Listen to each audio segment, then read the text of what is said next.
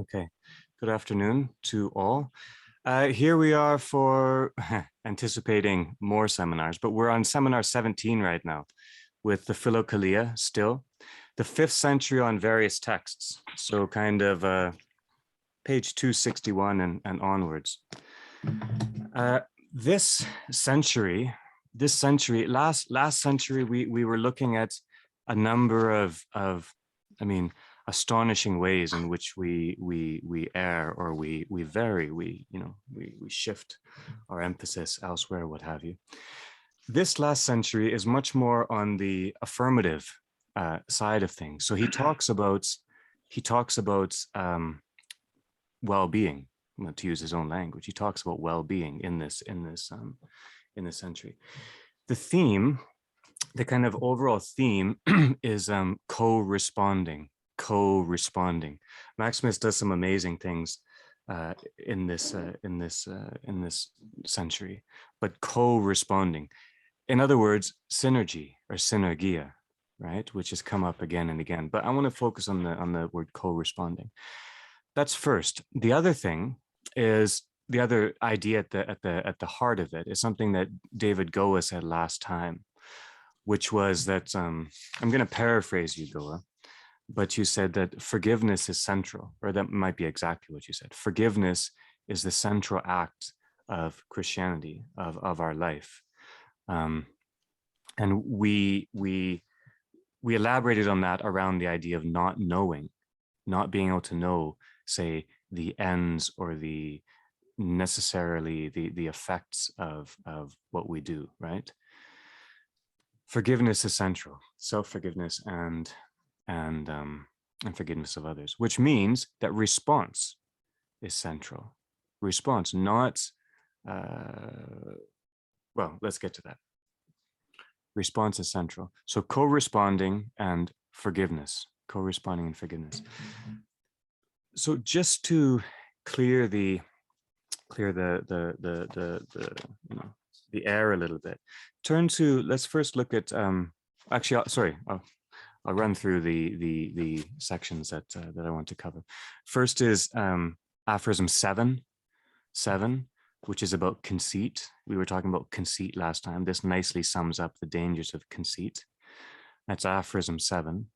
And then aphorism 23, which is about the intellect's inventive process. The intellect's, that's Maximus's phrase, the intellect's inventive power. The intellect's inventive power. That's 23. And then 32, aphorism 32 is about the face of the Lord. He uses this phrase, the face of the Lord. That's 32. And then 43 is about perfect silence and presence. That's another one of the themes that run through. Silence and presence.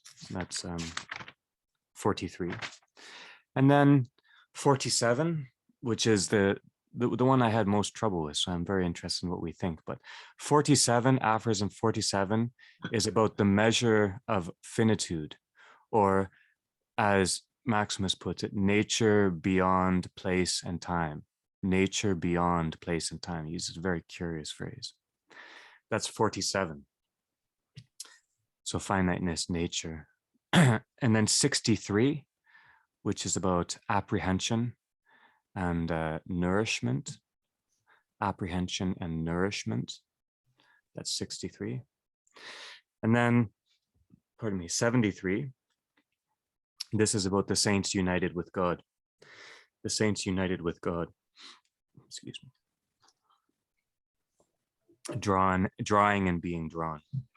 That's 73. And then 74 is about person, the human person and God, man and God, woman and God, and correlation. Maximus calls, well, correlation, correlative exemplars. And then 82 and 91, just to skate past these to make one point. 82 and 91 are about that which divides and that which unites. That which divides and that which unites. You see, it's all about unity, all about coming together. 82 and 91, we kind of leap there. And then back to 84 and 85, aphorisms 84 and 85, which are, well, the themes are divinity and what Maximus calls the erotic force and ecstasy, some of his most intriguing statements on those, 84 and 85.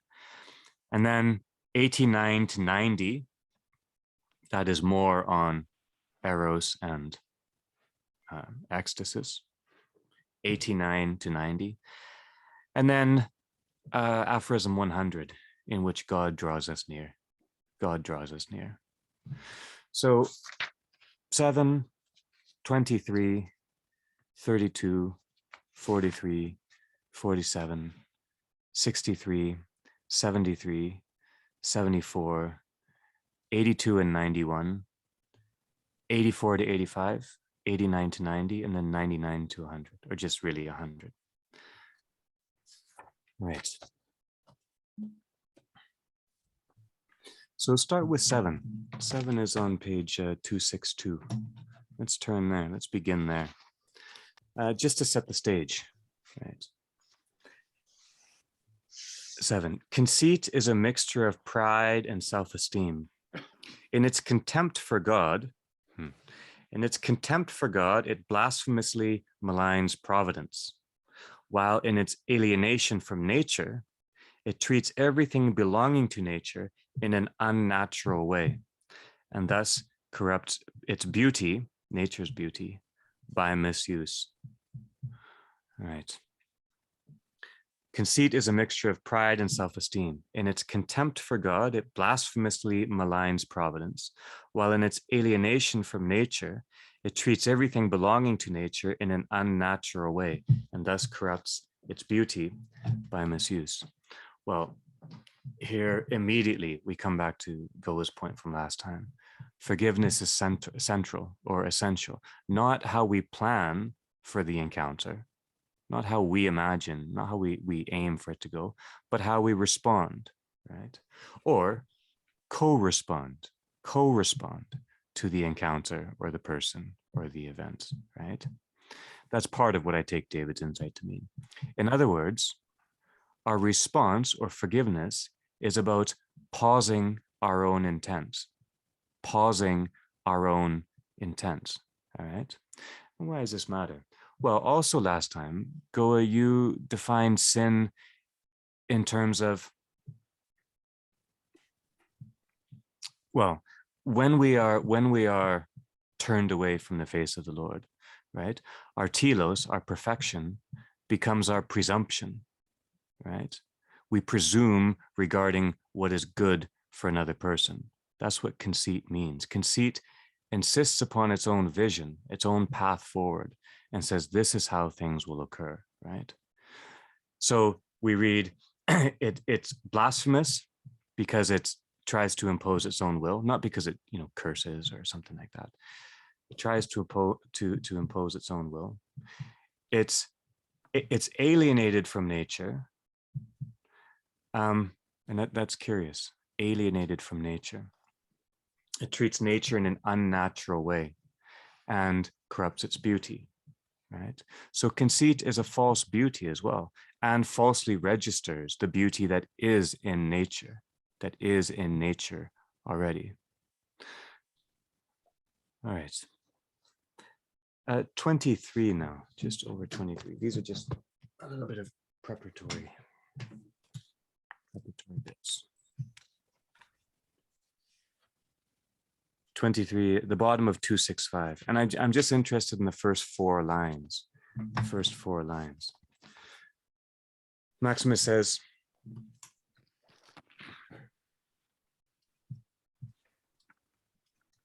okay.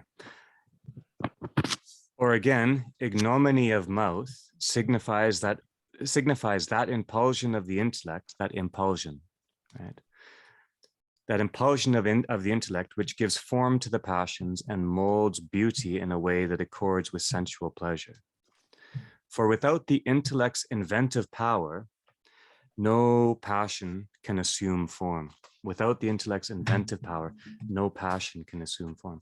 This is why some saints are skeptical of the imagination, and why Maximus examines well the whole idea of fantasia. We talked about this in the past, fantasia, right?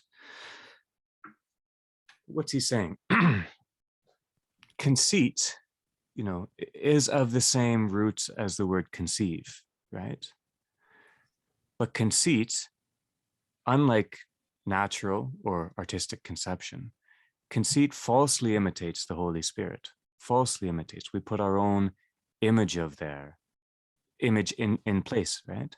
So our dimmed imagination, our fantasia, gives flesh to our fantasies, to our whims, right? Which is a kind of demonic parody of God's creation, right? We are spinning, to use language from last time, we are fantasizing, we are lying to ourselves, worshiping our own image in place of the other person, or the place of, nature or the divine.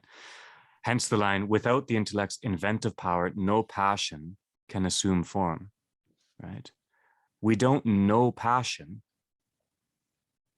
until we allow our minds to move in this way, to imagine and to fantasize about our own life or the meaning thereof. In other words, we misappropriate creation for our own ends.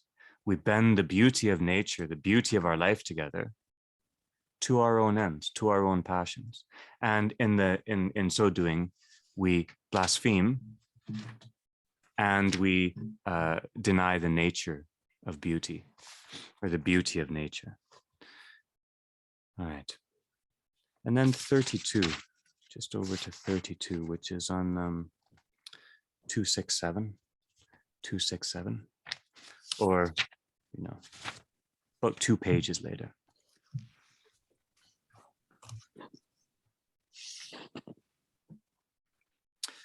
Every intellect endowed by the grace of Christ with discriminative and penetrating vision, so discernment and interest, always desires and seeks the face of the Lord.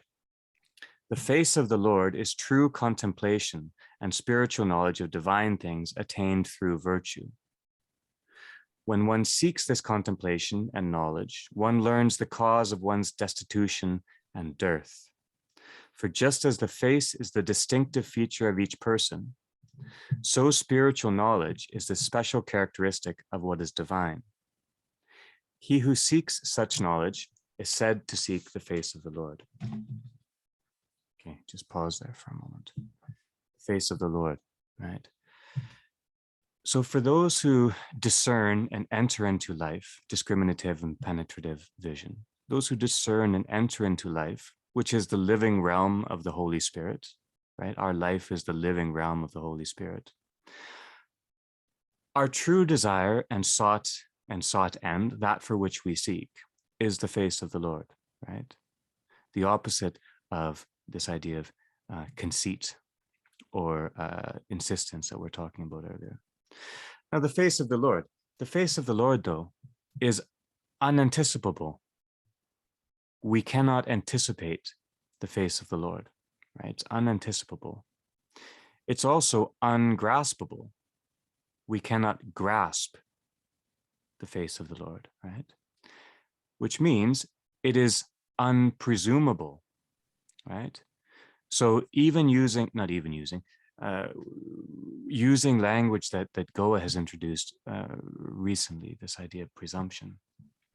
The face of the Lord, we cannot anticipate it, we cannot grasp it, and we cannot presume about it, right? And here, face means something like countenance. It's the distinct feature of the person, as he says. It means something like countenance. It also means something like standing forth or emphasis, right? It's a metaphor. It's not purely a visual rendition of something visual, right? So countenance or standing forth or emphasis, right? What the Lord draws forth. But his use of this phrase, the face of the Lord, does something interesting. This is an apophatic moment, I think, for us, because there's no other way to say that truth, the face of the Lord. There's no other way to say that. That's the best way. That's why it's in the scriptures. But saying that, there's no alternative articulation, but articulating it that way involves absolutely no comprehension. Absolutely no comprehension on our part, right? So articulation here is apophatic. It's using the means we have to point to something, the face of the Lord, beyond our apprehension, beyond our apprehension. Our ultimate desire, the face of the Lord. Okay. Does this, and I wasn't, of course, at the last time we were gathered together, but does this speak to David's point about sin being when we were turned away from the face of Jesus, that seeking to see the face of Jesus is in some measure seeking to renounce sin?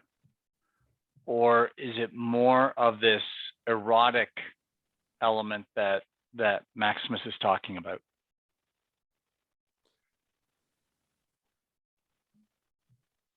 Say a little And more. maybe there's no or there. Maybe it's a both and. Yeah, walk through that again.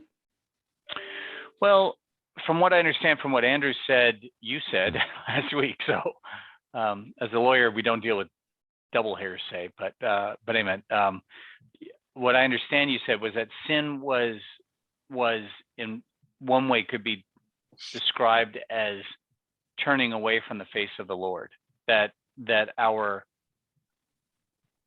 the way that we have chosen to walk, that requires a metanoia, a turning around, is because we are not facing the Lord. And that is what sin is. That strikes me as right. I think that's deeply there. What you said. I think that's deeply there in the tradition. Yeah. The idea of turning from or turning towards. Exactly. Yeah. Turning more as much turning towards as it is turning from, and I see that. And so that's where I just said, while you're saying this is apophatic and that we don't apprehend anything as of seeing the face of the Lord, I think we can at least apprehend that much, that if we are faced towards Jesus, we have because of our sinful nature, we have intentionally or through revelation been blessed with an opportunity to see the face of Jesus and are looking towards him, and in some aspect rejecting sin. And that is and we can get all through this. It's the practicing of the virtues, et cetera, as Maximus describes it. So I would have thought that's included in it. But I did want to just ask the question, given his description of the erotic nature of the desire to turn toward, does that precede this comprehension or apprehension of our own turning away from sin? Or is it, in Maximus at least, follows from the turning of sin? I think, especially in this century, whenever he is talking about desire and seeking, it is deeply imbued with that erotic nature, which you point to, which we come to.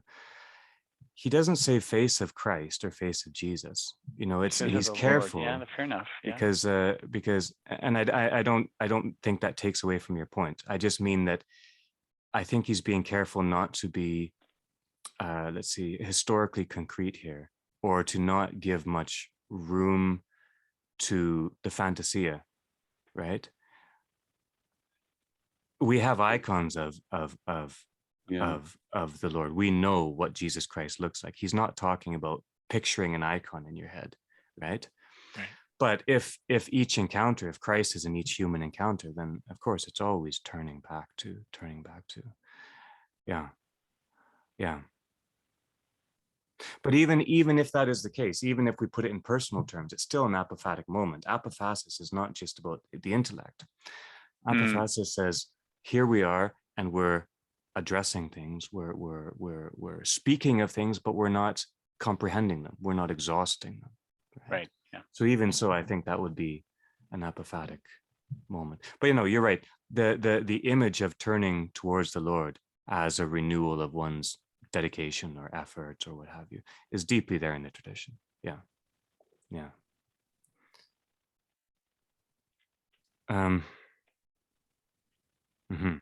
And that really, what it means to seek the face of the Lord is really what this whole century is about, right? This whole century. Yeah. Let's go to 43, because he talks about this.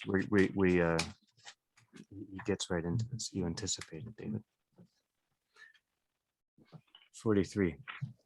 Now I want to, this is on page 271, just the first 5 lines and the last couple. Okay. The Sabbath signifies rest from the passions,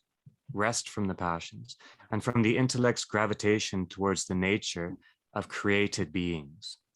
It signifies the total quiescence of the passion, a complete cessation of the intellect's gravitation towards created things, and its total entry into the divine. Okay, and then at the bottom, perfect silence alone proclaims him, and total and transcendent unknowing brings us into his presence. Perfect silence alone proclaims him, and total and transcendent unknowing brings us into his presence. This is one of those arresting lines, right? Perfect silence proclaims. So again, we're beyond articulation. And total and transcendent unknowing, or ignorance, non-knowing, right? Ignorance, brings us into his presence. Now, coupled with the idea of a Sabbath signifying rest from the passions, Maximus is talking here about what it means to be at peace with the possible scope of articulation, right?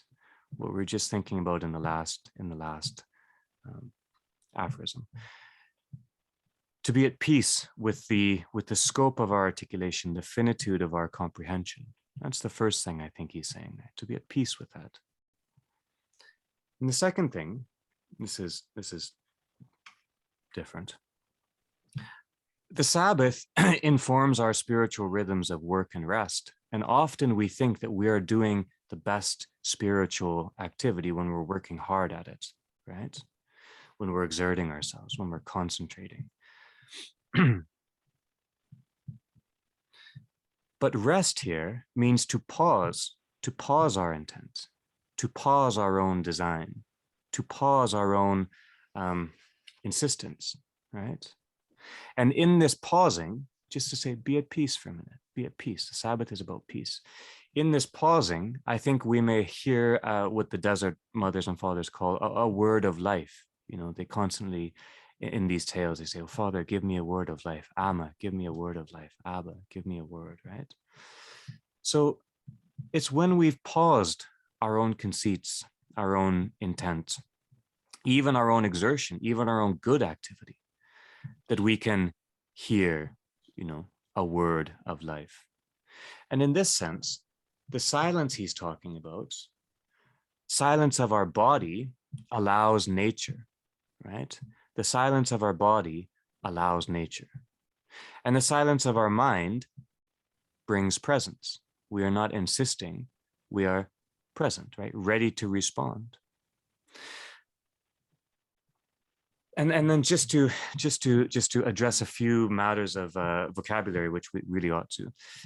Silence here brings to mind the Greek word hesychia, which is one of the central words of discipline, ascetic words in our tradition, hesychia. And in a kind of rough and tumble way, it means the non-clamor. So hesychia means non-clamor of body, non-clamor of mind. Put more positively and more usually, hesychia means stillness or silence, Tranquility, go is used tranquility sometimes. Peace, maybe even, that might be stretching a little bit. But Hesychia means stillness, silence. I have an icon of Saint Isaac the Syrian right over there. And in his scroll, he says, above all things, love silence. And this is what he's talking about, right? So Hesychia, that's the stillness. And then, but we still need to hear in our stillness. So another word, nepsis or nepsis, neptic, which is we don't have to memorize that word, but it means watchfulness or to be vigilant. Watchful is it's often rendered watchful from the Greek, but in the Latin term vigil is also very good. The Philokalia is called something like the Philokalia of the Neptic or Neptic fathers and mothers of the church. All right. So this whole compendium is about watchfulness, the watchfulness in that silence. Perfect silence alone proclaims him. Okay.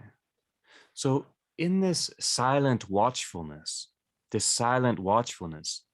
which seems it can seem kind of bereft of life, right? We're waiting to respond. So it kind of can seem of death. And yet within this watchful silence echoes the whole great concourse of both spiritual and natural life. Spiritual and natural. It's a silence of the body and a silence of the mind, open and receptive to the face of the Lord, the word of the Lord, the word of life. These metaphors we use for divine encounter. So the silent watchfulness is where we meet Christ. And then over to 47. 47 is just on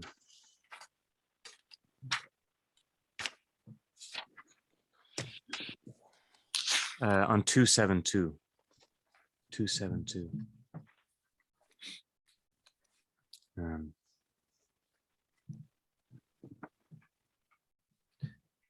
The world is a finite place and possesses but limited stability. Time is circumscribed movement. It follows that the movement of living things within time is subject to change.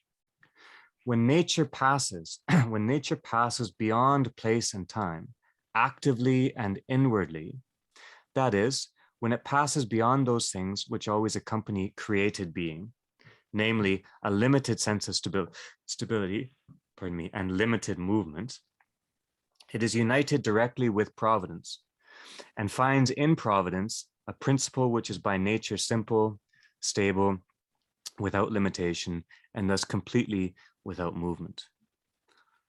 All right. The silence of the spirit and of nature indicates the integrity of those two things. We'll come back to that. Finitude here, the world is a finite place, means limited stability when thinking in terms of place, right? Time here is circumscribed movement. And yet we know that movement and stability, or, dynamis and stasis, are not wrong-headed things. The phrase, when nature passes beyond time and place, i.e. when our living is of true, not limited, but true dynamic, dynamis and stasis, true stability and true movement, right? Beyond nature, beyond place and time, still nature, but beyond place and time. Well, this stability that is at the same time movement, we come back to one of our first phrases, ever-moving repose, ever-moving repose. This is not nature against itself. Maximus is talking of nature passing beyond place. Nature is what is the material of, or is the matter of our effort, of salvation, right?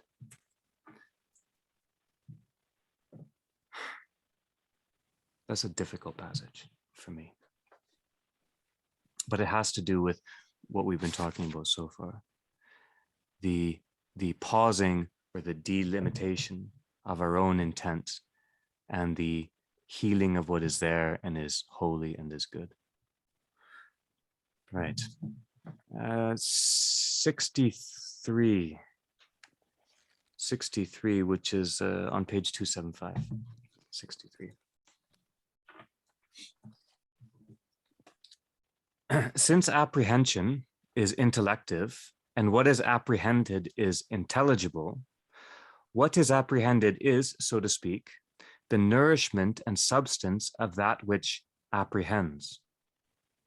Since apprehension is intellective and what is apprehended is intelligible, what is apprehended is, so to speak, the nourishment and substance of that which apprehends.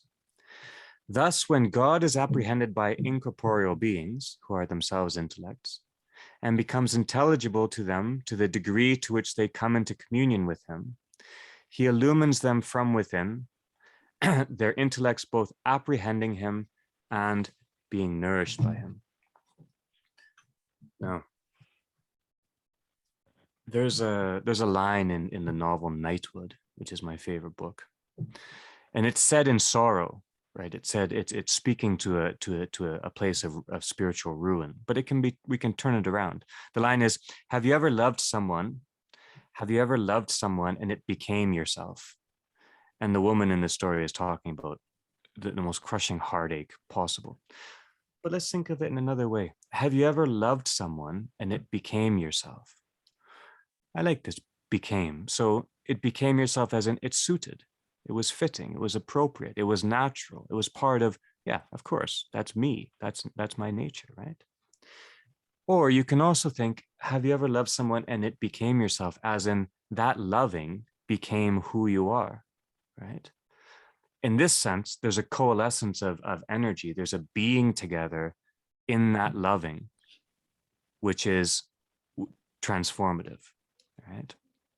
So Maximus is saying that which is apprehended, the divine, instills and measures and blesses and nourishes that apprehension by which it is apprehended, right? So that which is apprehended nourishes that apprehension, that activity, that movement by which it is apprehended. Or to use more familiar language, the divine is both the first and the last, the alpha and the omega, all in all, as St. Paul likes to say. Or what we're talking about here is the energy of synergy or communion. But it's natural. That's the point. It's natural. It's created, which means it's blessed and natural. All right. And then 73. 73 is, oh yeah. It's on the bottom of 277. Bottom of 277. Over into 278.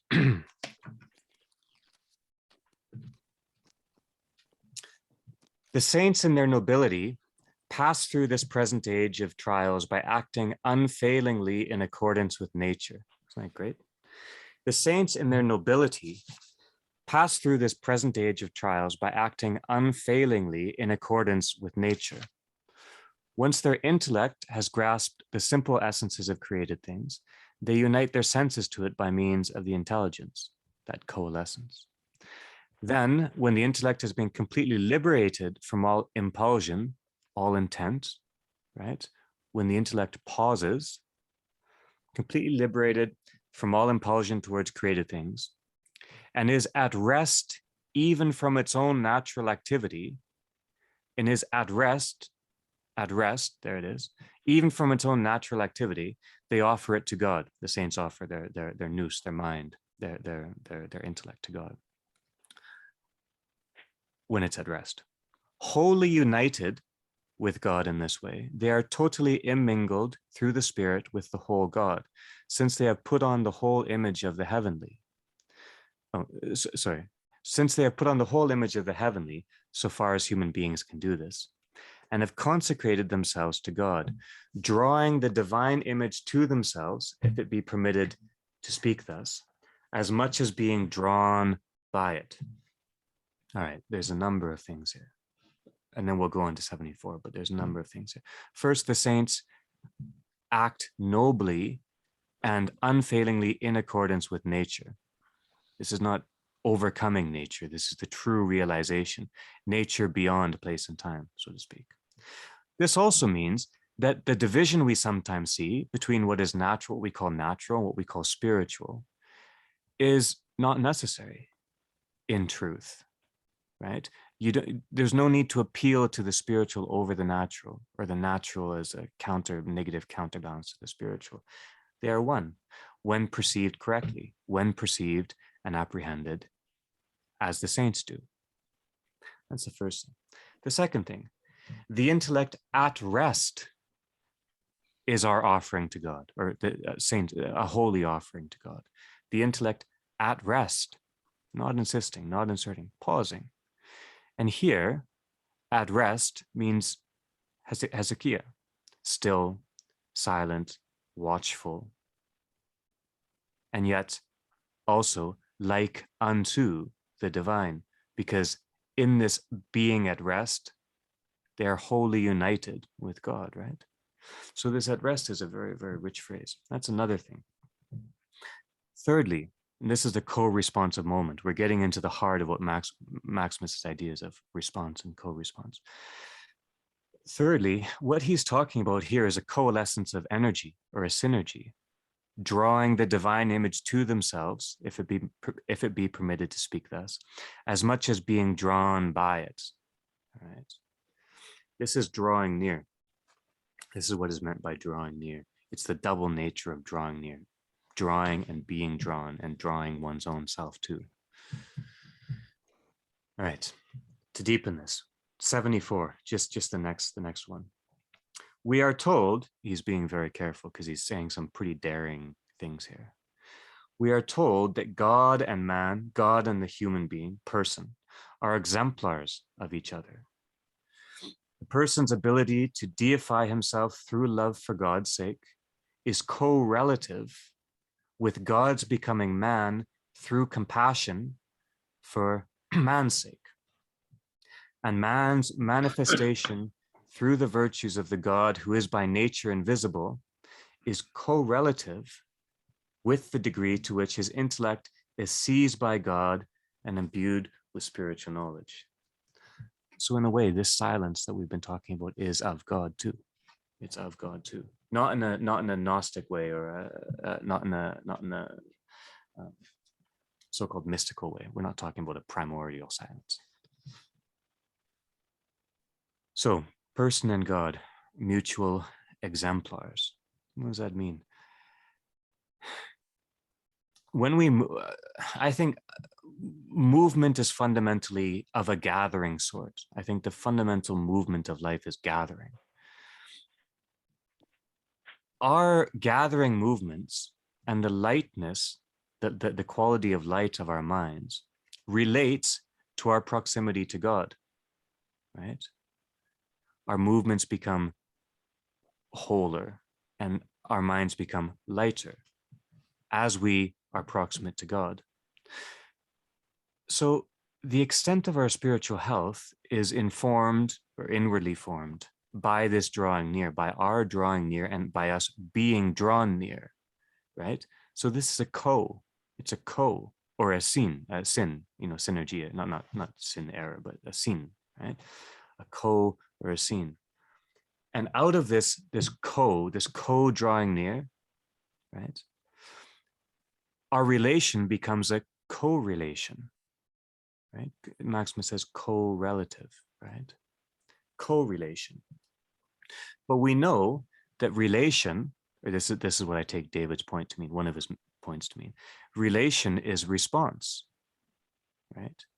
That's what relation means, responding.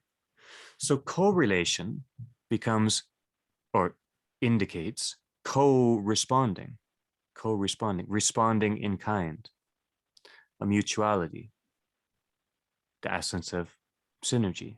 And the daringness of this, stating it this way, that we can actually draw God to ourselves, I can't touch that. That's beyond me. but it is amazing. Amazing. Okay, now about this lightness of mind, the lightness of mind that is part of our proximity to God. bear with me for 1 second here. I'm just going to read the first sentence of 82 and 91. That's all I really want to do. So 82 is over the page.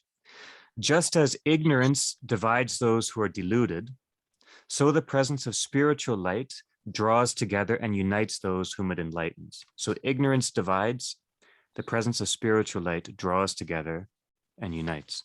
And then over in 91.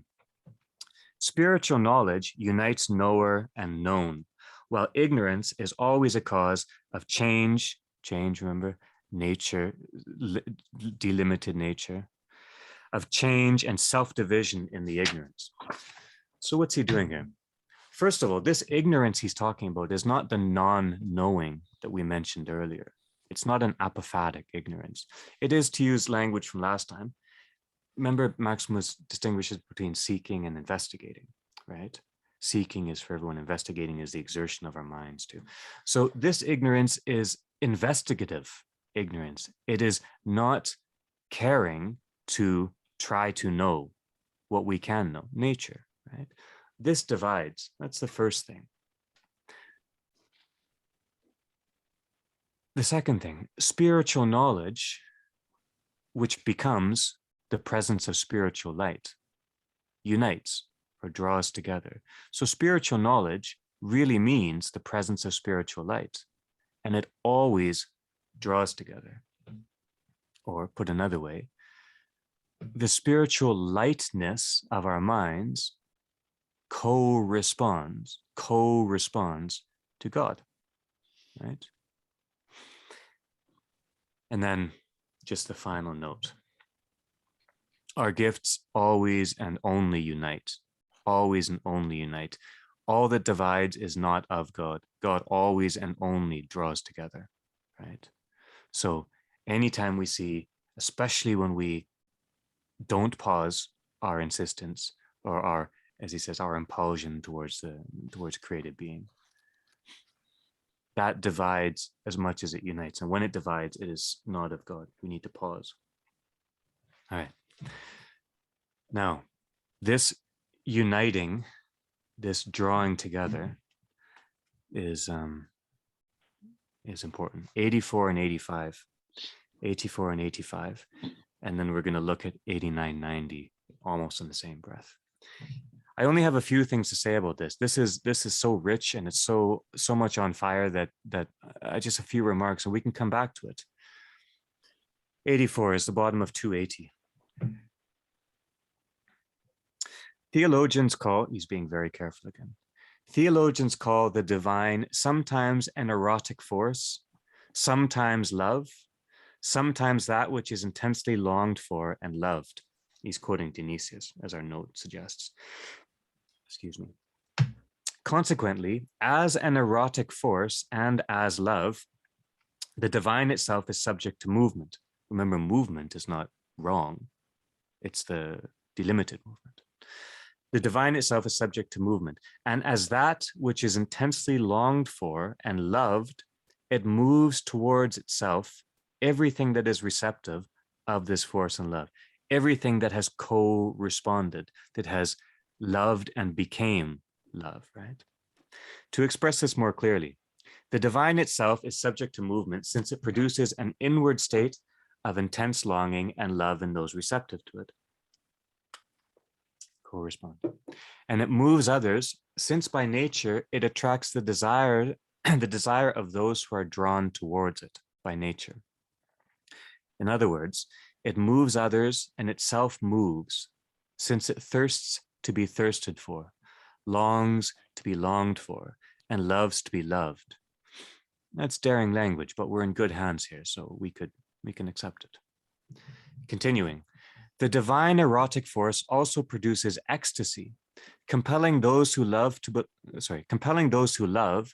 belong not to themselves, but to those whom they love. Isn't that beautiful? That's what ecstasy is. Compelling those who love to belong not to themselves, but to those whom they love.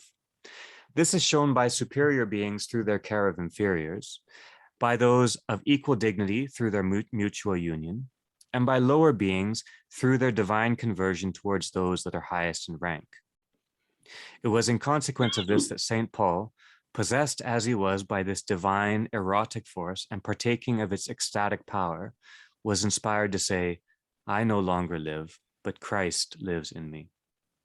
He uttered these words as a true lover, and, as he himself says, as one who has gone out from himself to God, another moment of ecstasy, not living his own life, but that of the beloved, because of his fervent love for him.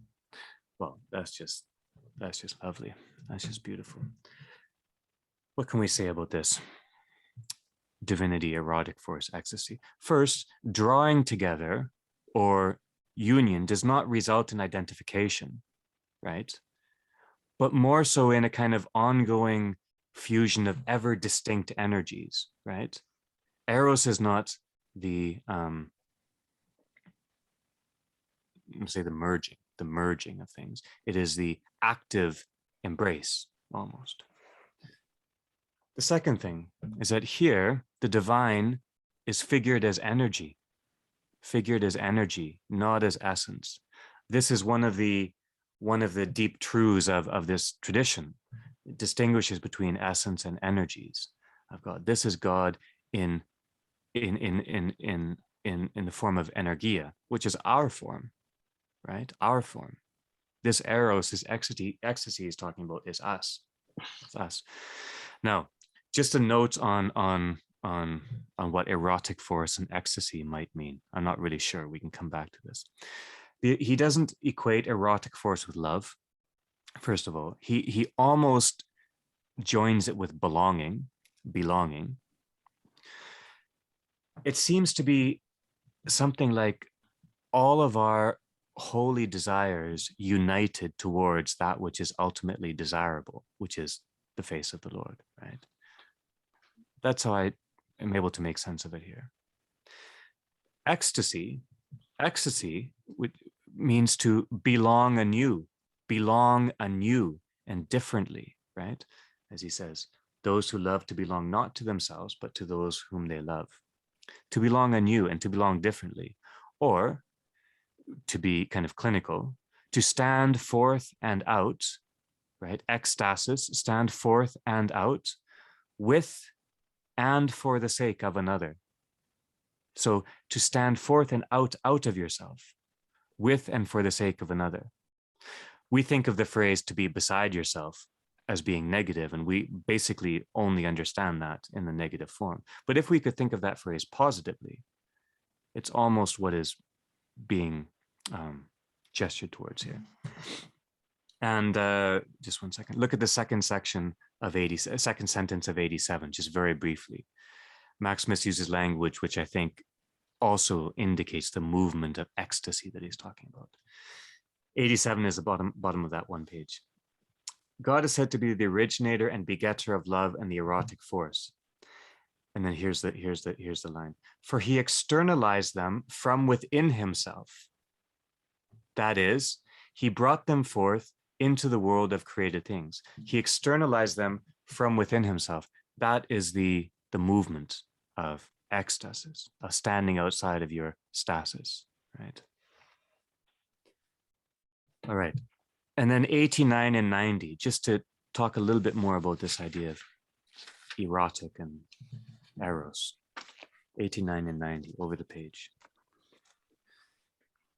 The erotic impulsion of the good that pre-exists in the good is simple and self-moving.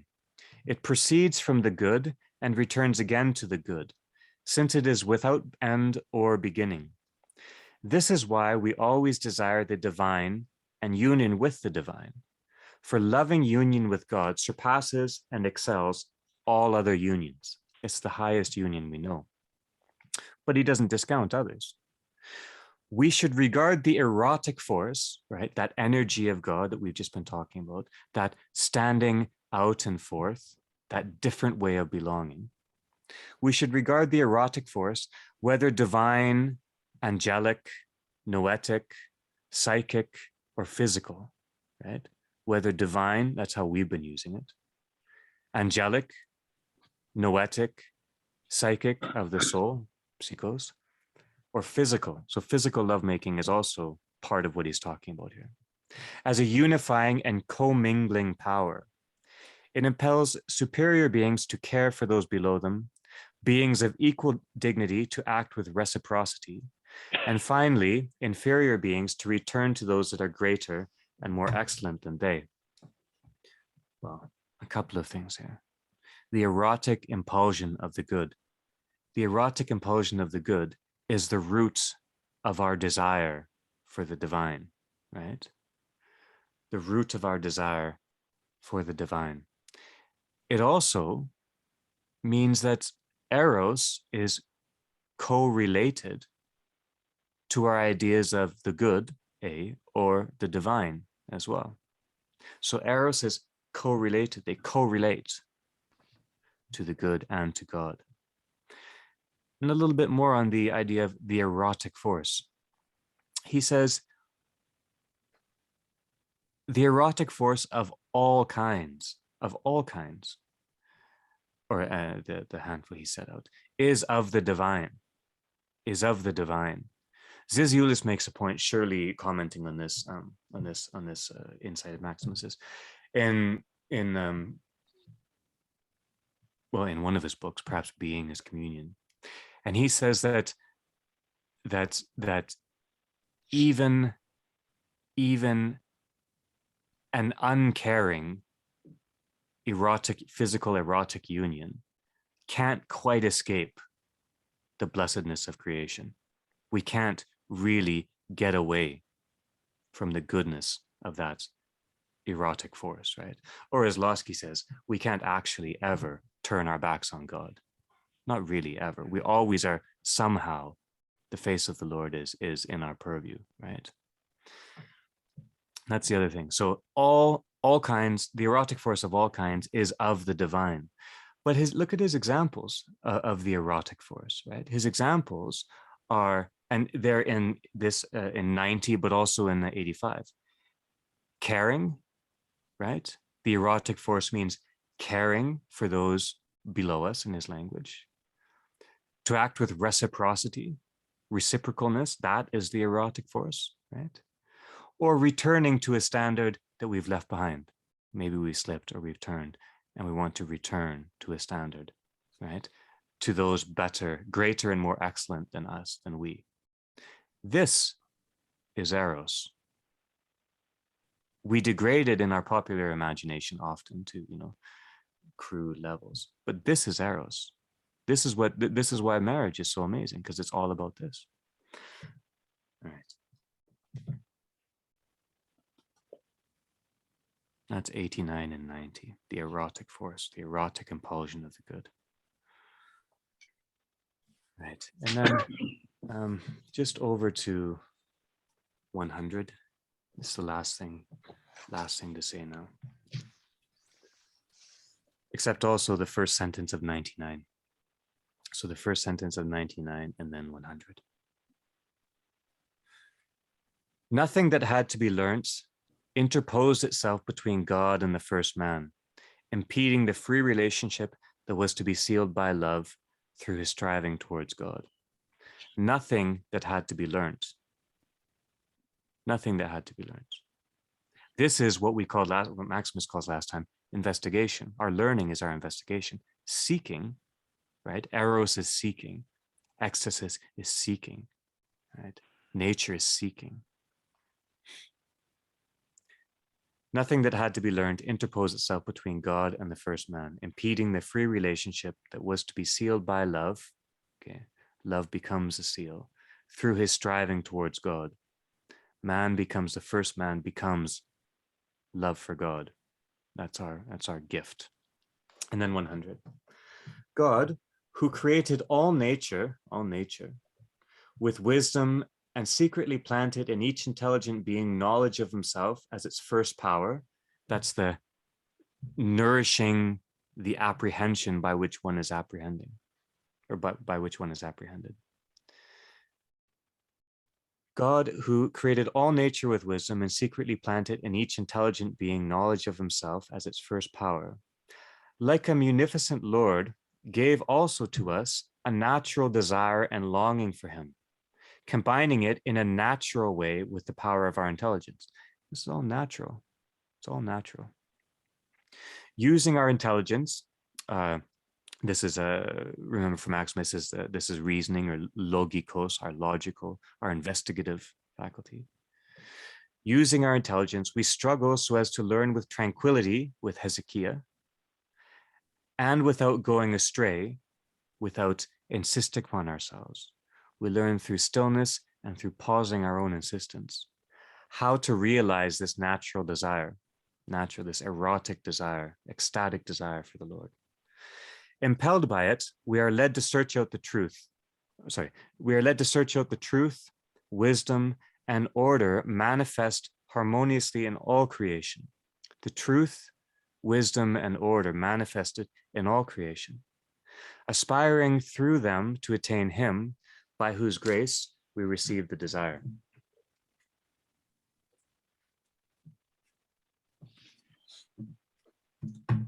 Now, so nothing that had to be learnt, i.e., nothing that has to be articulable or verbal or instructable, right? Seeking is primary, and investigating in this sense is secondary, or supplementary, let's say, not secondary, let's say supplementary. Then, another point, integrity is natural. Our integrity is natural, or flipped around, for Maximus, nature is integral. He almost doesn't vary in his focus on nature, at least in much of this passage, right? He's not leaving the world behind. So God gave us our nature, our integrity, how things belong together, belong newly and differently together. God gave us our nature, gives us our nature, our integrity, which is also what leads us back to Him. Our nature and our integrity lead us back there of God, right? So God draws us near. God draws us near in integrity and with presence and silence, and yet somehow filled with desire. God draws us near in an erotic mutual embrace. An erotic mutual embrace. And the other half of that, which maybe we can open it up with this. The way of saying that, God draws us near in integrity and presence and silence and desire, in an erotic mutual embrace. That's not synergy. That's still one way to phrase it that way, right? So Maximus says, he measures this by the saints, but the saints also draw God near to them. I wonder what that means. What does that mean, David? Do you have any thoughts on that?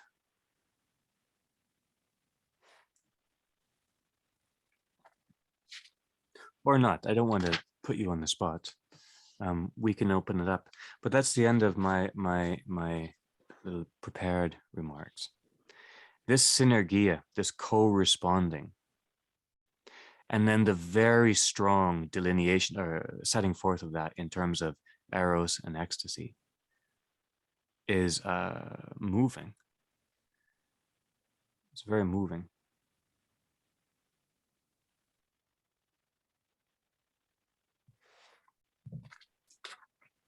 What do we think?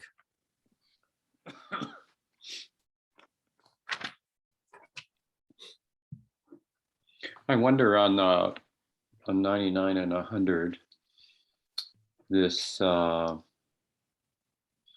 where Maximus says that nothing had to be learned, that had to be learned imposed itself.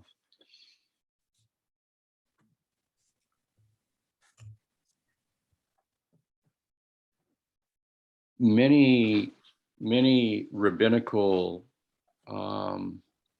readings of the fall narrative see it as necessary, see the fall as necessary. And many of them see it as the kind of fall into experience, because they think of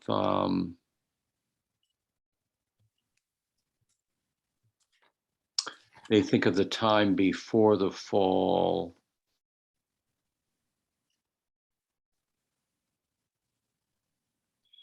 I think, I don't really know, but I think they think of it as being a time of innocence. So it's this confusion between innocence,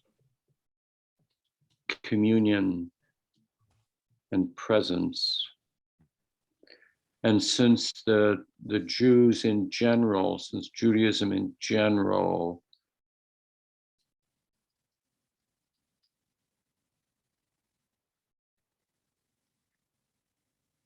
wanted to find a way to account for darkness, death, the devil,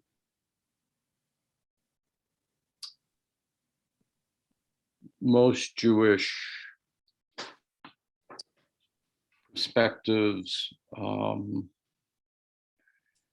see God as having created darkness and death and the devil.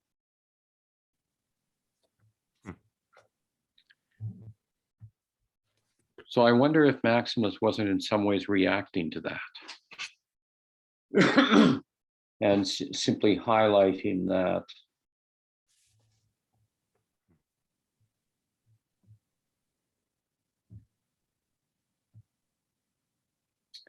experience and falling into alienation, falling out of communion.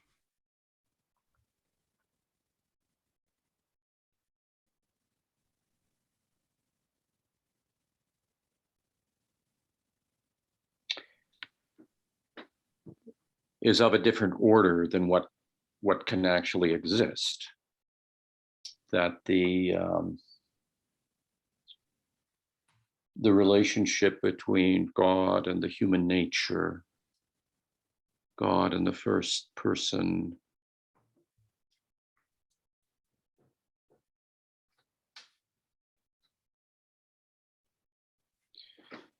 is not about what he calls learning here.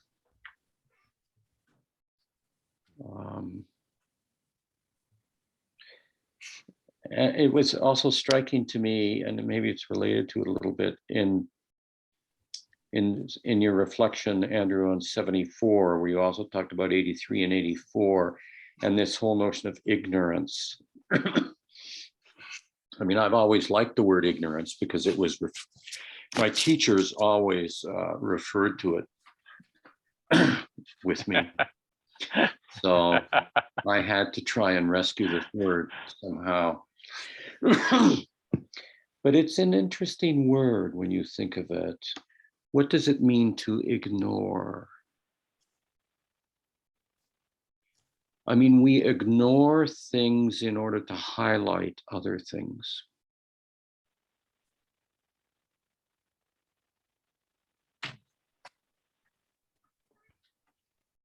We ignore them in order to raise something else up that we can know for some purpose.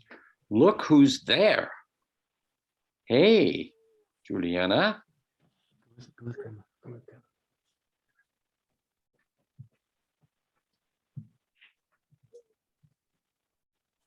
You're not ignoring her now, are you? Am I not? I'm going to address it right now. But keep going, David. Keep going.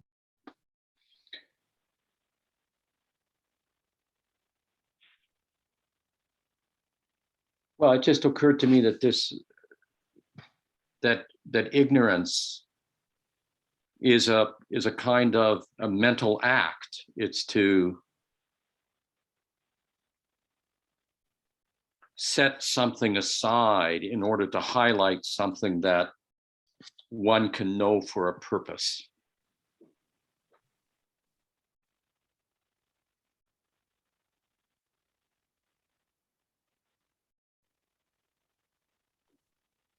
So it goes back to the thrust of so much of what you've laid out for us, Andrew, which is that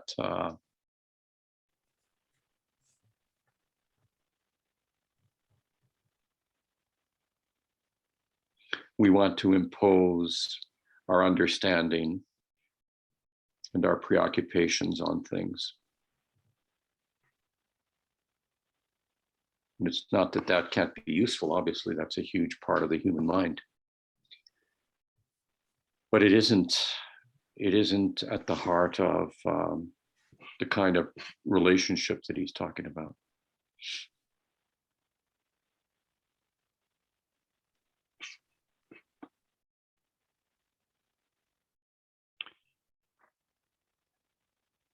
Is that understanding of ignorance, David, what would be a rebuttal to what you've talked about, the rabbinic tradition? That is that we choose that Adam was ignorant of experience and of darkness and of death and of the devil, but in a positive way, that it wasn't a simple innocence and naivete, but was actually a choice. Just as I think Maximus sets out here, the choice of the saints to turn away from a lot of experience and a lot of knowledge and death and devil to be situate in God. So anyway, do you think that's a fair rebuttal to the rabbinic tradition based on your thinking of ignorance?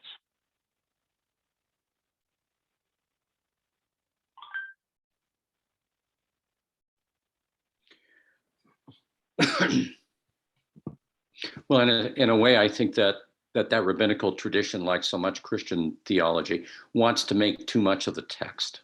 Yeah. You know, we want to prod and poke it and ask questions about it, which are not the appropriate questions.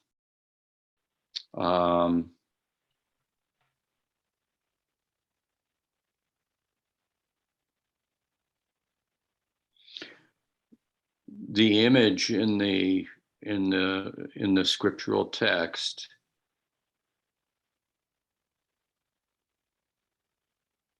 isn't an image of ignorance or of being childlike. It's an ignorance of communion. And the whole point of that is to, I mean, part of the reason it's there is to tell us something about loss and how loss comes about and how you step out of that which is real into fear, into something you think you need. They already were what was offered. And it's also this assumption that the world is dual. Yeah. You know, it's some kind of struggle between good and evil. And that, of course, was ubiquitous in ancient religion and is ubiquitous in the human mind. I think it's the center of what I would call natural religion. But it's not the biblical narrative. It's countering that. And that natural, David, you're using that differently than Maximus is using natural here. You're talking about natural religion. Yeah. Yeah.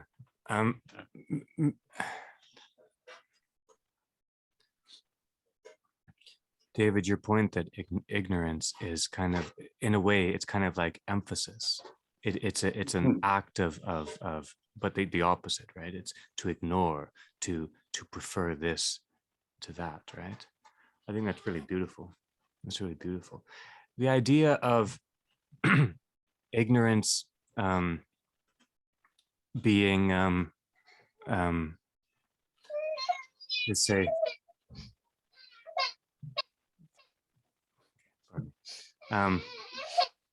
ignorance being not knowing in the sense of not experiencing something which is difficult, at least, or may involve suffering.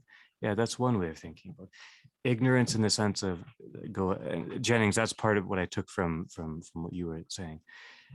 Ignorance in the sense of turning away from someone for another, for another purpose or what have you. That's another sense of it. And then just simply, let's say, not applying oneself, ignoring what is in front of us. That to me seems the damnable sort of side of it. And that seems to me what Maximus is saying, that kind of ignorance, ignoring what we face, the countenance in front of us, that divides. That divides. I think I heard that in what you were saying, partly too, David.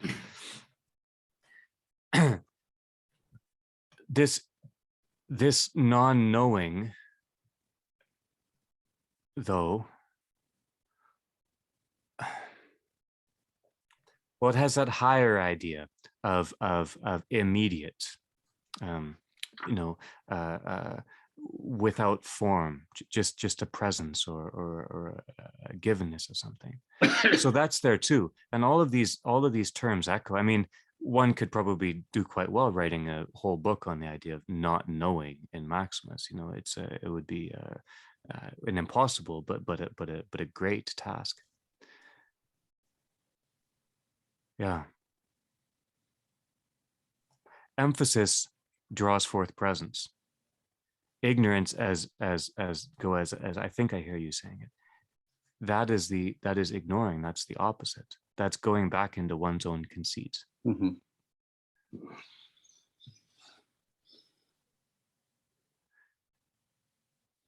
And ignorance, as you point out, Goa, ignorance is not just not knowing as well. It's not just being without ideas or being without facts, because your little gloss on over reading the scriptures, that's another form of ignorance, because you're ignoring, we are ignoring the presence there.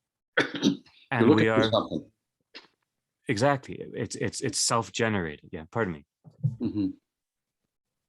Yeah. That's great. David, would it be accurate to say that what you just called overreading of scripture for Maximus would be an over focus on the literal reading of scripture rather than a spiritual reading? Would that be the same thing, or do you see distinctions between them?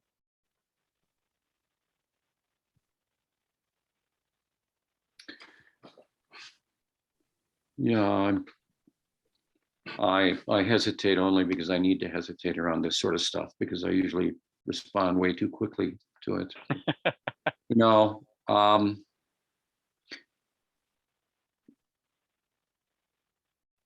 I guess I would say it's reducing it to the literal, right?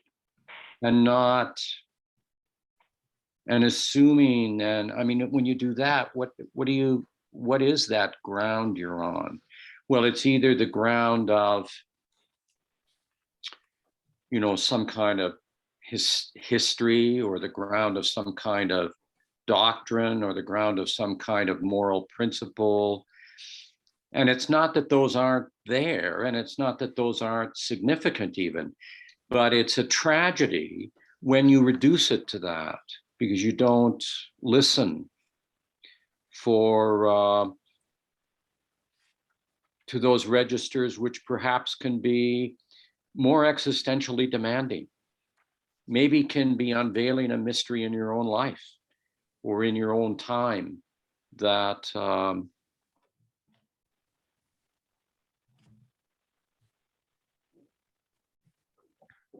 you're using that kind of reduction in order to ignore something that's much more immediate and compelling.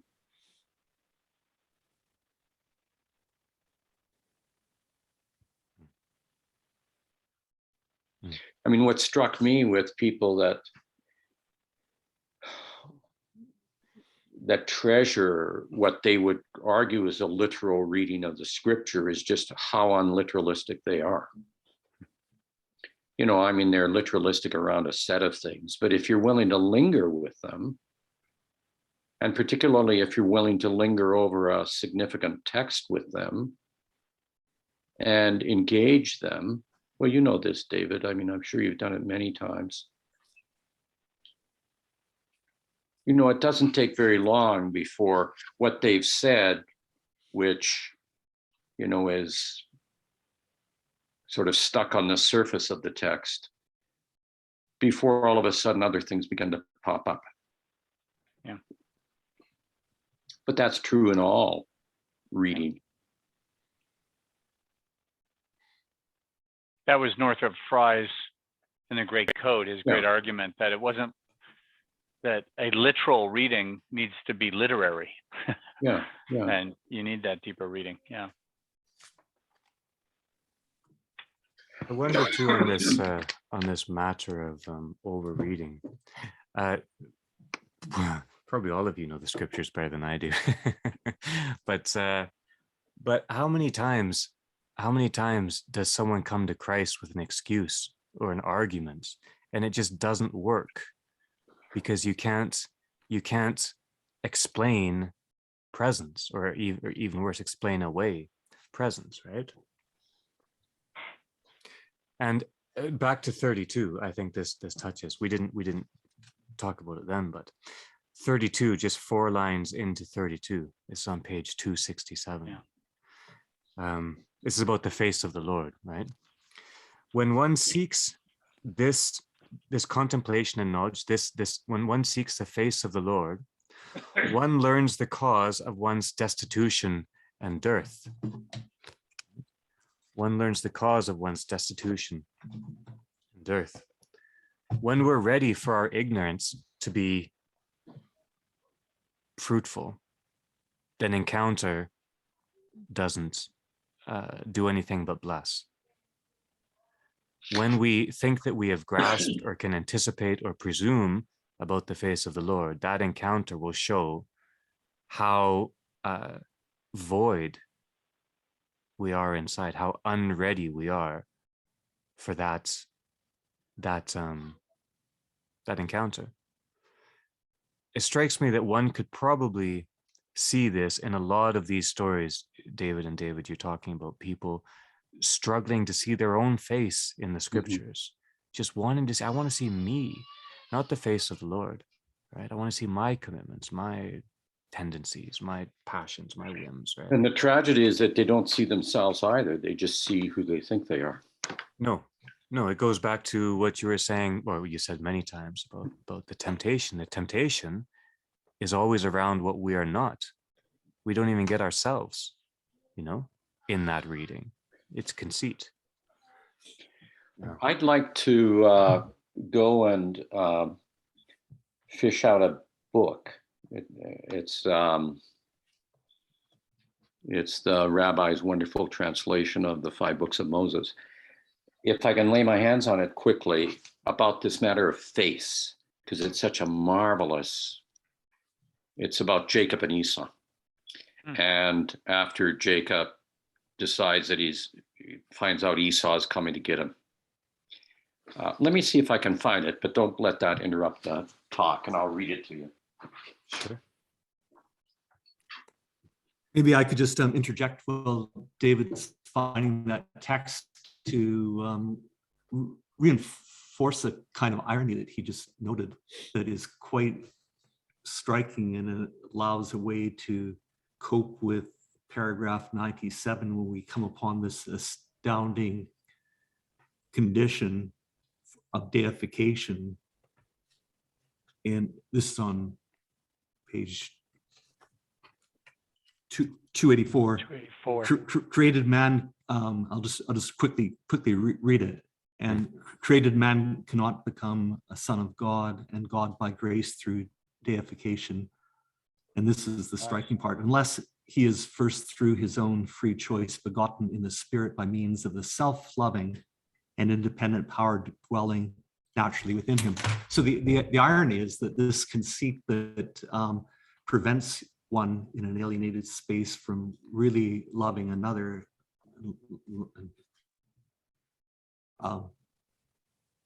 loving the divine, ultimately is isn't that, in a sense, what one loves oneself too much, but actually one is missing oneself. So self-love is ironically a form of just self-missing what is actually indwelling in one. And so there is a sense in which self-loving can entail recognition of what is already in one.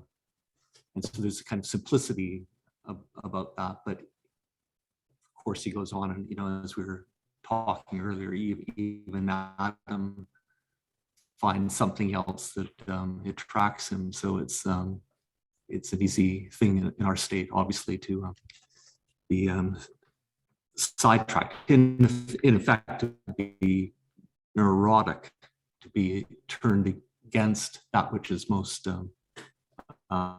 essential and, you know, necessary to be, but by free choice, which is odd, to be deification. Anyway, it looks like David's found the text. Oh, go on, Michael. Go on a little bit. Don't pause. We'll resume. Well, yeah, no, that I just wanted to draw attention to that because there are always these almost alarming reversals or qualifications of things that were said in a different context, which always bring me up short. And then you recognize how hard it would be if we'd only had a few fragments and didn't have a complete text. We would be very much even more at sea trying to cope with Maximus at times without these qualifications, which seem to require another way of apprehending things that we you know, can kind of superficially absorb. Well, I think that point of you've got free choice begotten in the spirit. I mean, that in of itself is these, you know, this Kierkegaardian sort of paradox where, wait a minute, is it free choice or is it something that is born of the spirit and revealed, or, you know, put within me, dwelling naturally within me beforehand? It seems to be both, because grace is operating in two ways. Like there's the grace that we're not open to, we're not open to a process of deification if we don't, through a free choice, understand something already within ourselves. But that which is already in ourselves is an antecedent, obviously, you know, process of grace that creates us, because after all, we're finite beings. And yet within this sandwich, as it were, excuse the horrible metaphor, there's room for free will, because that itself is part of what is indwelling in us. You know, it's just it's extraordinary that we're both finite, but we're also something else. Yeah. It harkens back to Maximos's the God nourishes that within us by which we apprehend that nourishment. You know, it's that's very nicely connected. Yeah.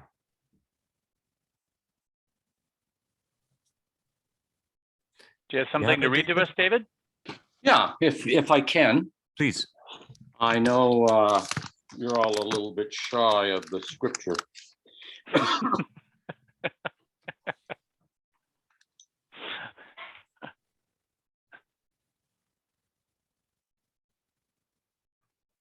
So this is...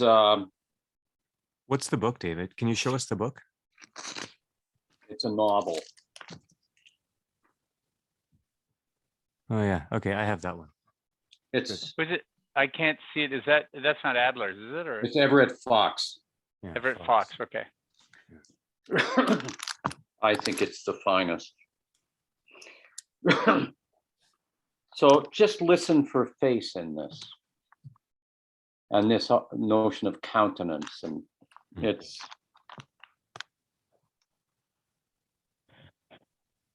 So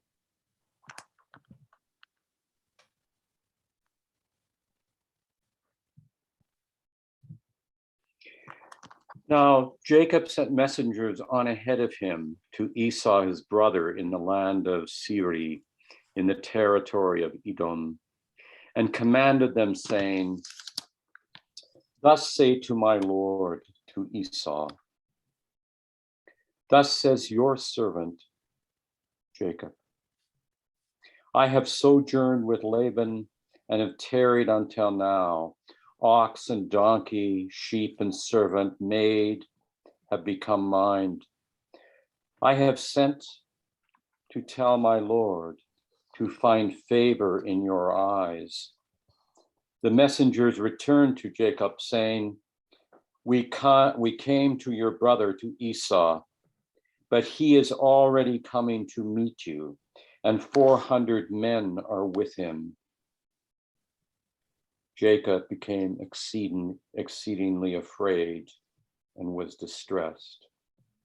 He divided the people that were with him, and the sheep and the oxen and the camels into 2 camps, saying to himself, should Esau come against the one camp and strike it, the camp that is left will escape. Then Jacob said, God of my father Abraham, God of my father Isaac, O Adonai, who said to me, return to your land and to your kindred, and I will deal well with you. Too small am I for all the faithfulness and trust that you have shown your servant.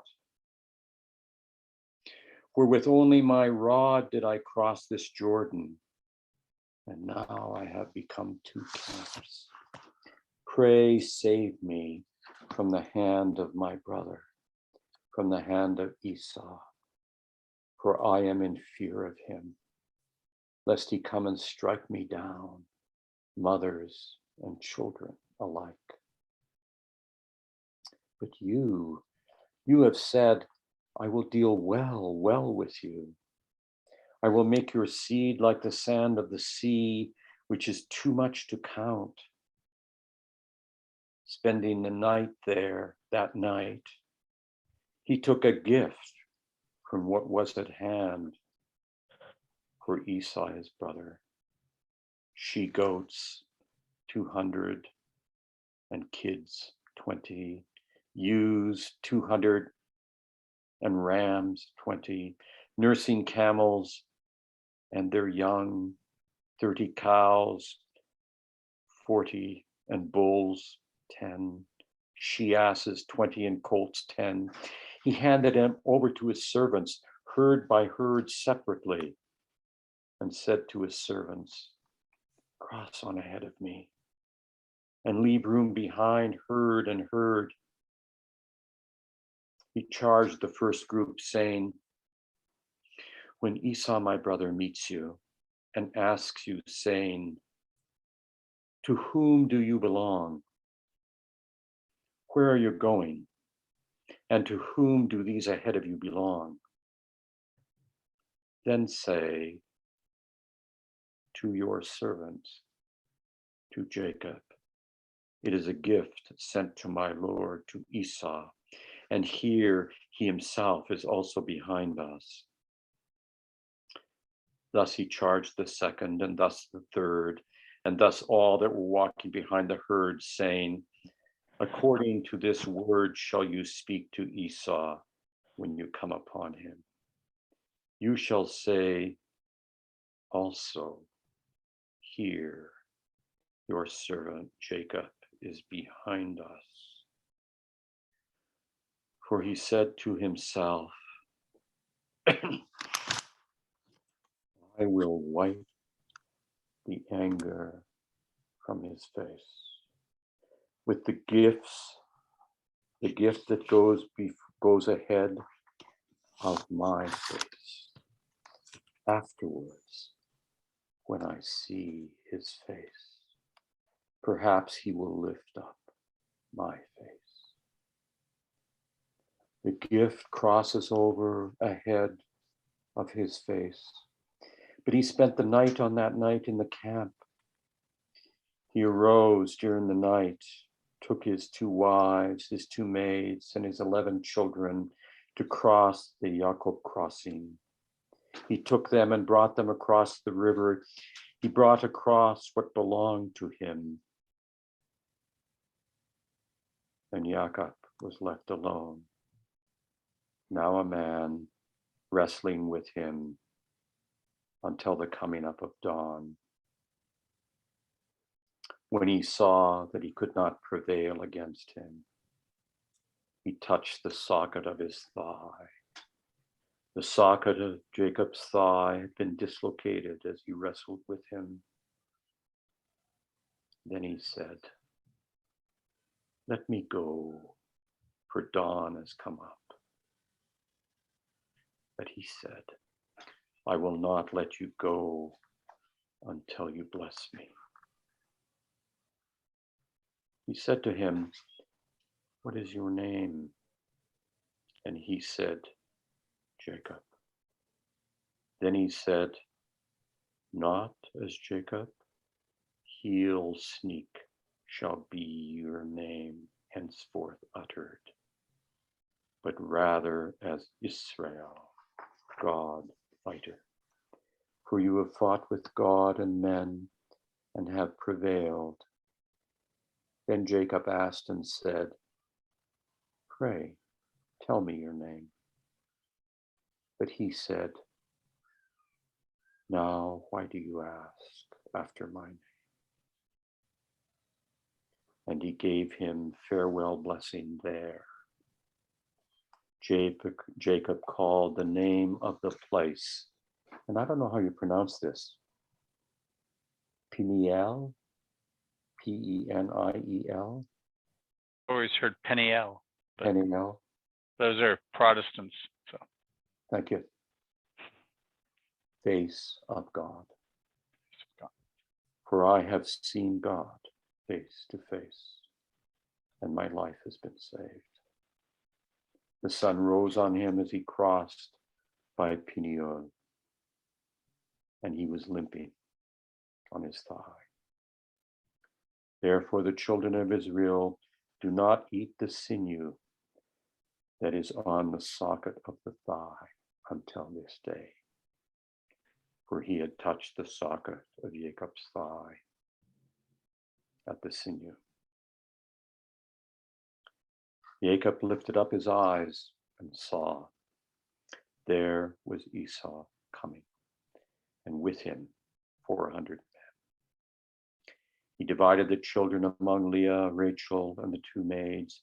He put the maids and their children first, Leah and her children behind them, and Rachel and Joseph behind them, while he himself advanced ahead of them. And he bowed low to the ground 7 times until he had come close to him, to his brother. Esau ran to meet him. He embraced him, flung himself around his neck, kissed him, and they wept. Then he lifted up his eyes and saw the women and the children and said, "What are these to you?" He said, "The children with whom God has favored your servant."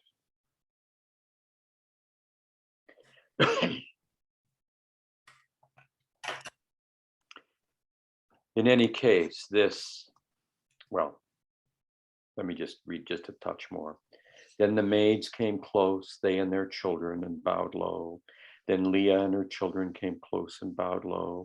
Afterwards, Joseph and Rachel came close and bowed low. He said, "What to you is all this camp that I have met?" He said, "To find favor in your Lord's eyes." Esau said, "I have plenty, my brother. Let what is yours remain yours." Jacob said, "No, I pray, Pray, if I have found favor in your eyes, then take this gift from my hand. For I have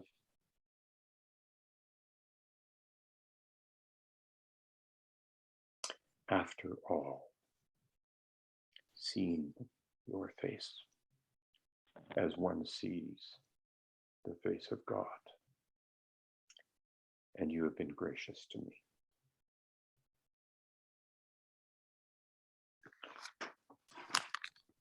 So, I don't know why it moves me so much, but it does. It's you know, seeing the face of the Lord in the Hebrew Bible, when no one can see the face of God, is so significant.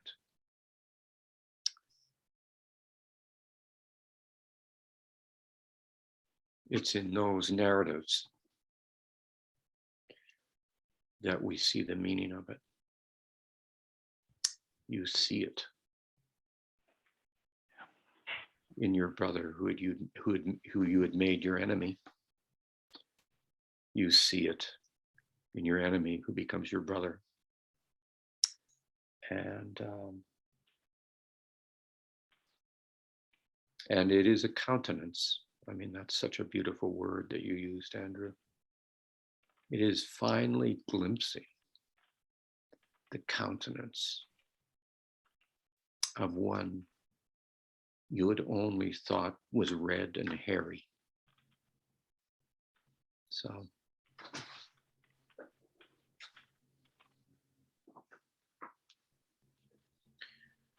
and of course, in it, there's a turning too. He does it in fear. There's a lot of fear in that narrative. But he continues to walk. So, and I love the fact that that place is called the face of God. Yeah. Place where one has seen the face of God. David, may I ask you just to reread, I'm not sure how many lines, but maybe half a dozen lines. It's when Jacob is saying, I don't want to mangle it. Something like the gifts that go before my face ready me for your face, to his brother. And then just after that, there's a line. It's near the end, within the last. And then there's also a phrase with a face. I think there are 4 faces in about 3 or 4 phrases, and it's really nicely put. But it's well. Is it this, Andrew? You shall say also, here your servant Jacob is behind us.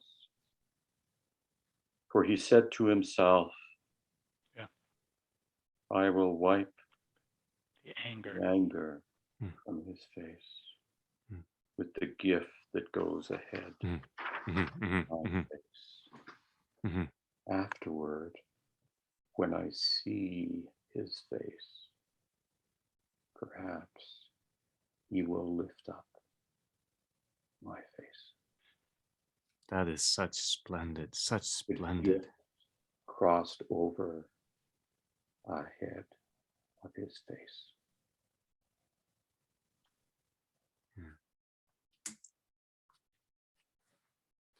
Face, the idea of face always involves that going forth as a gift.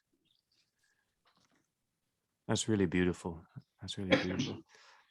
And this brings us back. Keep thinking along these lines, David Goa. This brings us back to the idea of ecstasy too, the standing forth, the giving forth out of oneself in order for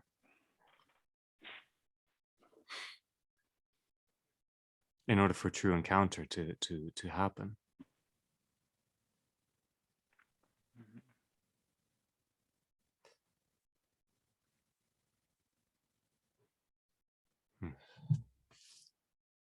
Well, both of them, both Esau and Jacob, in this narrative, stepped out of themselves, stepped out of the old pattern, the pattern that had sent them on the journey to find each other. And they didn't go on that journey to find each other because they wanted to see each other's faces. But they did. And they threw their arms around each other and wept. So there can be the ecstasy of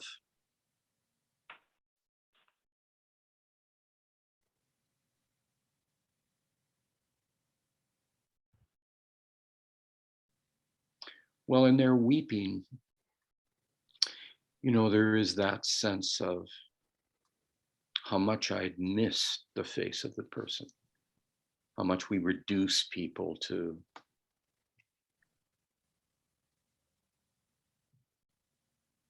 something associated perhaps with an incident, some sense of having been harmed or not being recognized properly. And then when the countenance shines upon us, all of a sudden that just disappears. Just disappears. And David, I mean, just take that even further. Esau knows the absence of that. For Isaac, the blind Isaac, the whole loss of the birthright in part is because he is unable to see Esau's face. Right. The whole duplicity comes out of not being able to see the face. On the part of all of them.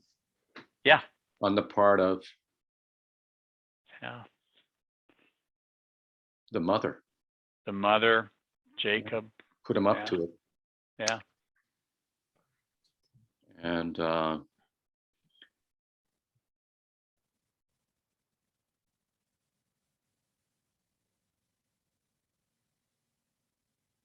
blessing, you know, I love the great blessing in the biblical tradition. You know, may God bless you and keep you. May he make his countenance to shine upon you and give you, this always causes me to tremble a little bit, his peace. Yeah. Not mine. But it's such a beautiful, make his countenance to shine upon you and give you his peace.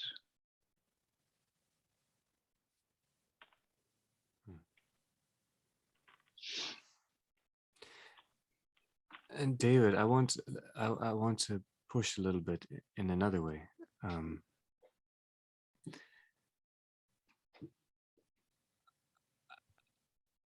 Well, analogies should be treated with great care, I think. But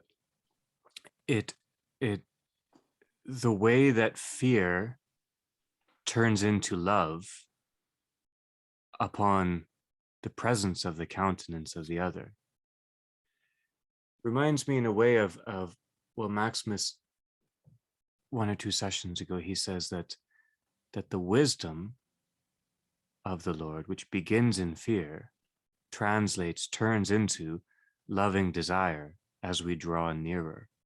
You know, that the encounter, this great encounter with our brother, with our Lord, with our sister, which we are, when we think in terms of our own safety and our own well-being, or in terms of our own past, we can approach that with fear.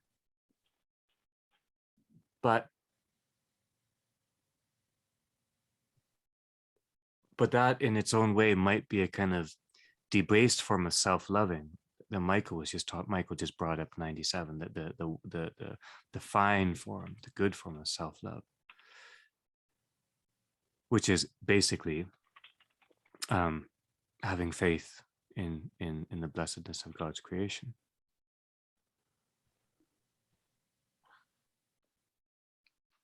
When we walk into the encounter with our own ideas,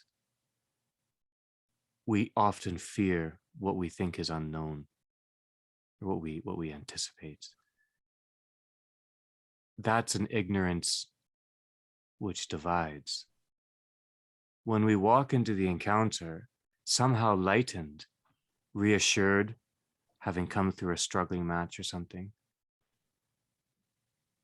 and we still don't know what we're going to face, but it's not that form of ignorance which is self-involved. It's the divine unknowing, but we still go to that encounter. And what we find there is, as you beautifully put, the face of the Lord, and the face of the Lord is always loving. We don't necessarily believe that, or we don't act like we believe it. But that I don't know if that's there, and I hesitate to. I don't like. One has to be very, very careful setting things alongside each other. But do you see any of that there too, David or Lorraine? Lorraine, you've been gathering your wisdom all afternoon. So turn fear into loving desire. Do you hear that, or anyone to open it up? Is that transformation part of it too? The transformation from fear out of our own ignoring or ignorance of life versus that love which is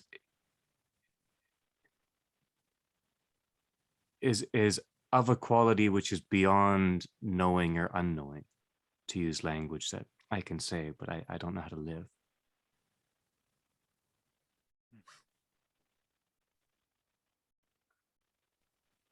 Well, when he has his wrestling match, I mean, he stepped out on the journey, but he has his wrestling match.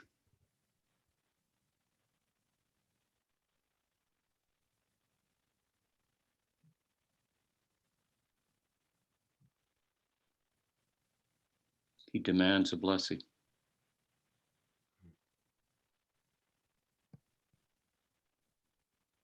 I won't let you go unless you bless me.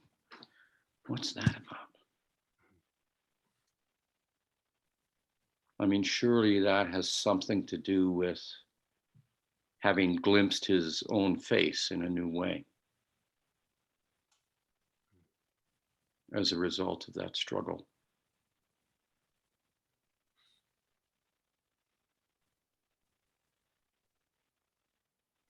And he asks it there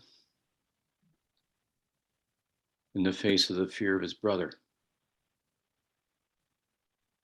when a few years before he had stolen the blessing. Yeah.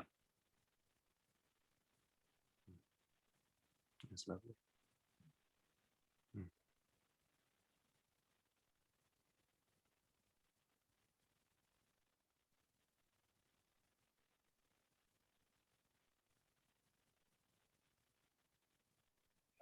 He's lived decades, though, as both deceiver and then being deceived. Yeah. I mean, he has the tables turned on him. Over and but he over had, again. But he had that image, that ladder. Yeah. And that was there, and yet for the next however many years, it was completely unsatisfied. It was thwarted. It was unfulfilled. And now he has stripped himself of everything he owns, everything he is, all of the assurances, all the titles and everything else. And he's there in Peniel, wrestling with the angel. He's almost like like, I'm not going to leave here alive. Yeah. unless I win. So with everything here, I'm going to demand everything. So to explain the whole ladder that I had seen in a vision decades before, and to explain how my existence makes sense when I was, my deceiving and my being deceived has not brought me anything that I'm looking for. That moment is such a profound moment. Yeah.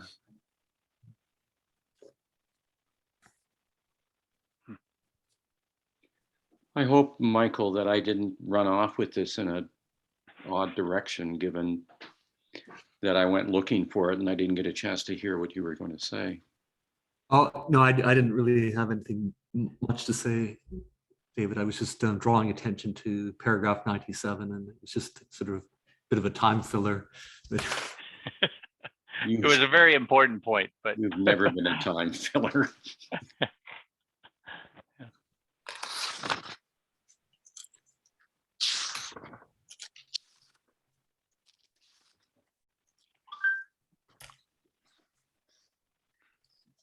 Can I ask you to fill me in? Maybe Andrew could.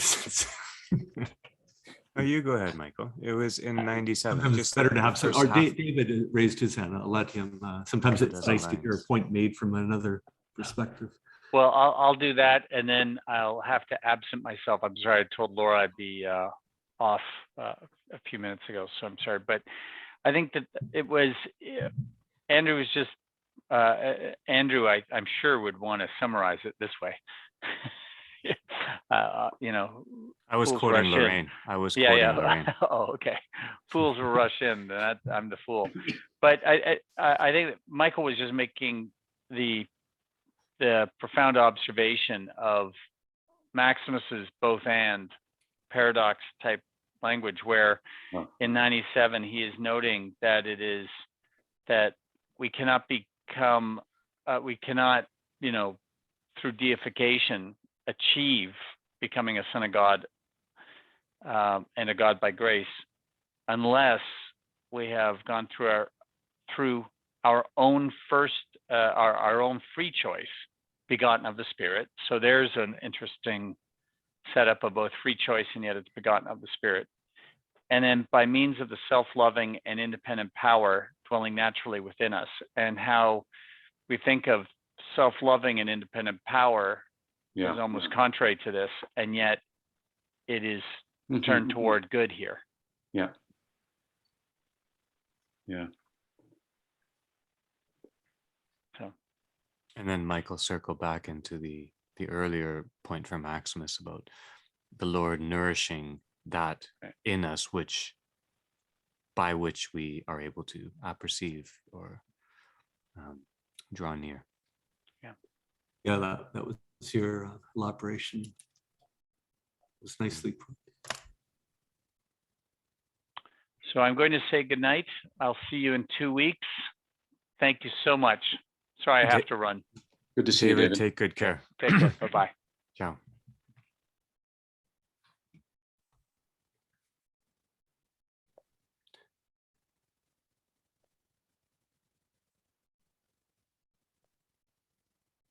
Should we end too? Your end, Lorraine? Good. Sorry, just quiet today. So Quiet. enjoying the conversation. Pardon me, enjoying the conversation. So I'm good. Thank you.